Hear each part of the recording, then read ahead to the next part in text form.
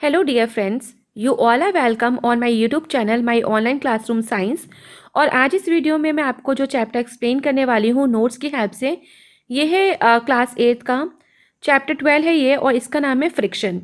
तो जैसा आप सभी को पता है, मैं आपको नोट्स की हेल्प से एक्सप्लेन करने वाली हूँ। नोट्स में सारा सारा इंपॉर्टेंट कंटेंट है, पॉइंट्स में है, जिससे आपको बहुत अच्छे समझ में आएगा।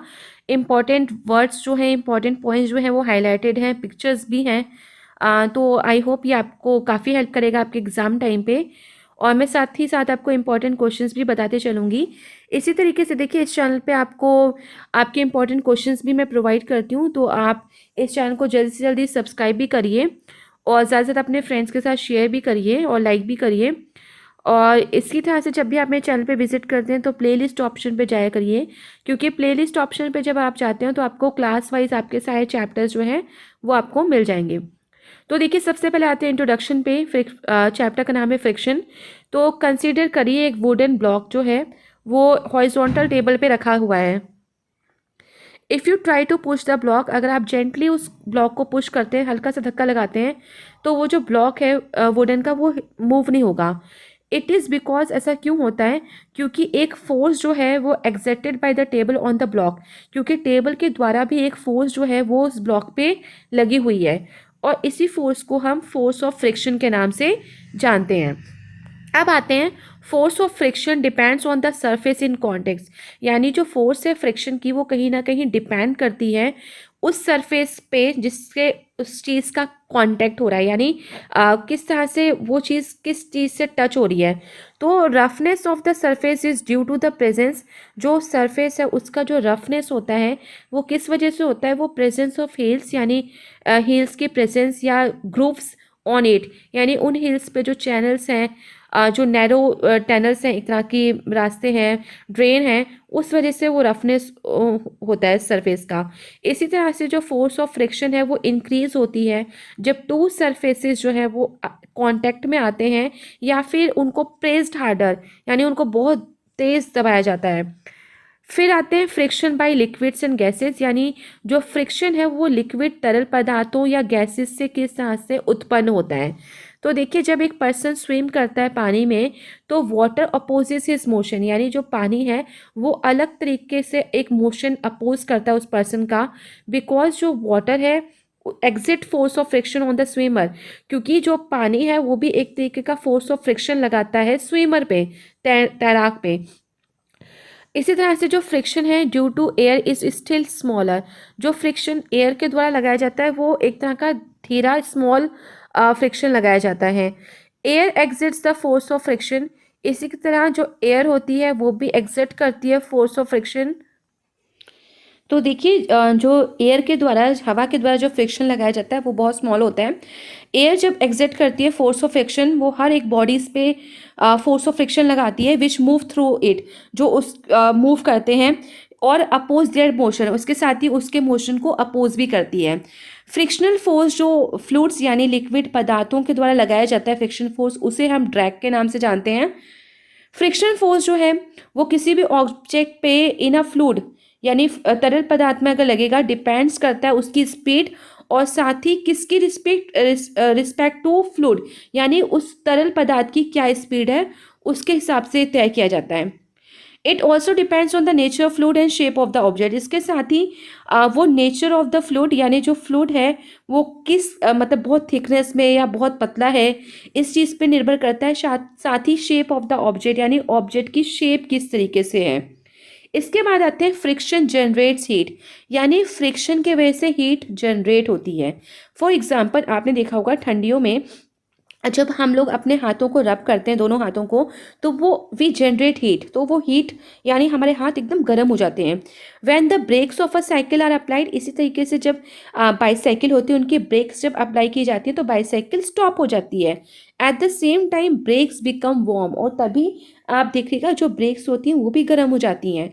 एक शूटिंग स्टार प्रोवाइड्स, एक अनदर एग्जाम्पल है हीट जनरेटेड का ड्यू टू फ्रिक्शन, फ्रिक्शन की वजह से। व्हेन अ मेटेओर, मेटेओर क्या है? एक पीस ऑफ रॉक होता है जो बहुत ही हाई स्पीड से मूव होता है टूवर्ड्स द अर्थ साइड पे, यानी अर्थ की तरफ पे, due to the gravitational pull of the earth, क्योंकि अर्थ की गुरुत्वाकर्षण फोर्स की वजह से वो धरती के पास, धरती की तरफ खींचा चला आता है। तो एयर जो है, जो हवा होती है, उस पर एग्जिट करती है फ्रिक्शनल फोर्स उस मेटियोर पे, उस पीस ऑफ रॉक पे। इसके बाद आते हैं टाइप्स ऑफ फ्रिक्शन। तो देखिए फ्रिक्शन एक मूविंग बॉडी, देखिए तो फ्रिक्शन डिपेंड करता है both surfaces that are in contact, यानी वो किस कांटेक्ट में आ रहे हैं, according to the nature of the surface, इसके साथ ही सरफेस का नेचर कैसा है। तो फॉलोइंग टाइप्स के फ्रिक्शन होते हैं। पहला स्टैटिक फ्रिक्शन। तो फोर्स ऑफ फ्रिक्शन जब जब एग्जिस्ट करता है between the surfaces in a contact when there is no relative motion between the bodies in contact is called static friction. यानी एक ऐसा फोर्स ऑफ फ्रिक्शन जो एग्जिस्ट करता है किसी भी सरफेस ऑफ कांटेक्ट जहाँ पे कोई भी रिलेटिव कोई मोशन नहीं हो रहा, और बिटवीन द बॉडीज, यानी बॉडीज कोई भी चीज़ रखी हुई है और कांटेक्ट में आ तो रही है पर किसी तरीके का मोशन वहाँ पे अप्लाई नहीं हो रहा, तो वहाँ पे स्टैटिक फ्रिक्शन होता है। इसके बाद है स्लाइडिंग फ्रिक्शन। जब एक बॉडी, नाम से समझिएगा, स्टैटिक मतलब एक ही जगह कोई चीज़ रखी हुई है, जैसे टेबल पे कोई बुक रखी है, कोई उस बुक को पुश नहीं कर रहा, कोई हिला नहीं रहा, फिर भी वो बुक उस टेबल पे रखी हुई है, इसी को हम बोलेंगे स्टैटिक फ्रिक्शन। इसके बाद है स्लाइडिंग फ्रिक्शन। तो स्लाइड, ठीक है, यानी बॉडी जब स्लाइड कर रही है किसी भी सरफेस अनदर पे, तो तब जो फ्रिक्शन एक्ट होगा उसे हम स्लाइडिंग फ्रिक्शन कहते हैं।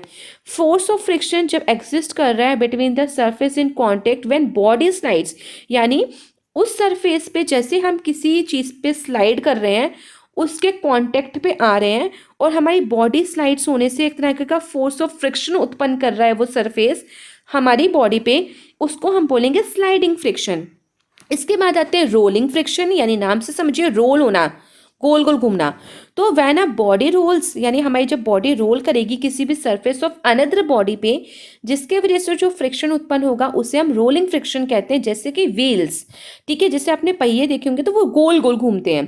तो द फोर्स ऑफ फ्रिक्शन जो एग्जिस्ट होते हैं दो सरफेस पे, जब body rolls on the surface, जब सरफेस पे वो गोल गोल गोल घूम के आ रहा है तो उसको हम रोलिंग फ्रिक्शन कहेंगे। Both sliding and rolling friction are called dynamic friction. इसके साथ ही याद रखिएगा कि जो हमने अभी दो लास्ट में पढ़े स्लाइडिंग एंड रोलिंग फ्रिक्शन, ये डायनेमिक फ्रिक्शन होते हैं।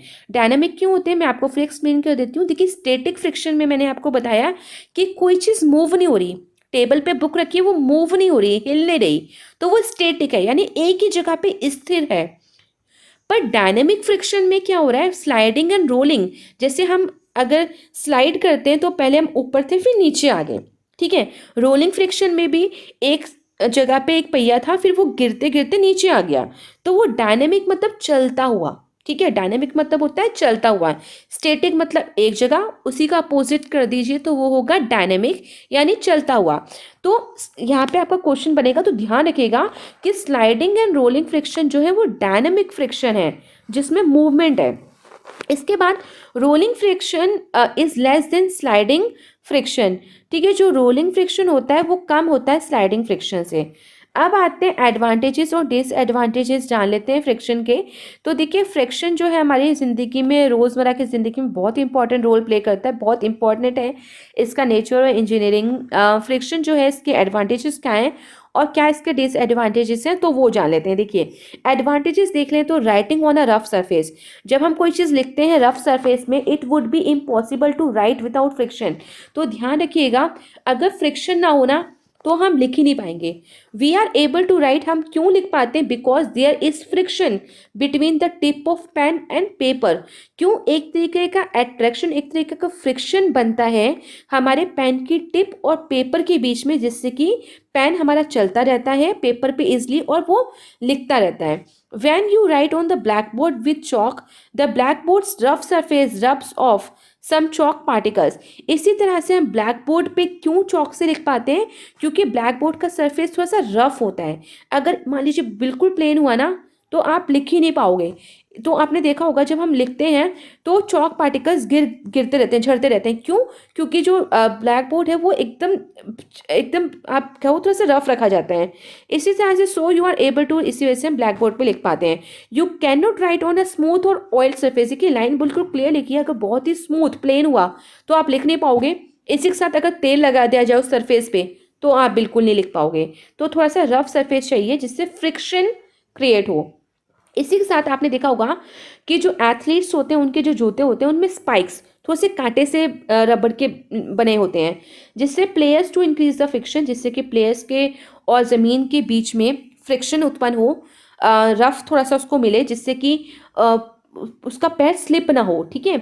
इसके बाद आते हैं डिसएडवांटेजेस। तो डिसएडवांटेजेस में हीट प्रोडक्शन, जब मूव करते हैं पार्ट्स ऑफ मशीन्स या जब रब होते हैं एक दूसरे से, जिससे हीट प्रोड्यूस होती है फ्रिक्शन के वजह से, जिसके वजह से मशीन के जो पार्ट्स हैं वो डैमेज हो जाते हैं। वियर एंड टीयर यानी friction wears out the parts of machine which rub against each other. तो फ्रिक्शन की वजह से मशीन के पार्ट्स घिस जाते हैं, जिससे उन पार्ट्स को बदलना पड़ता है, टाइम टू टाइम नए पार्ट्स लाने पड़ते हैं।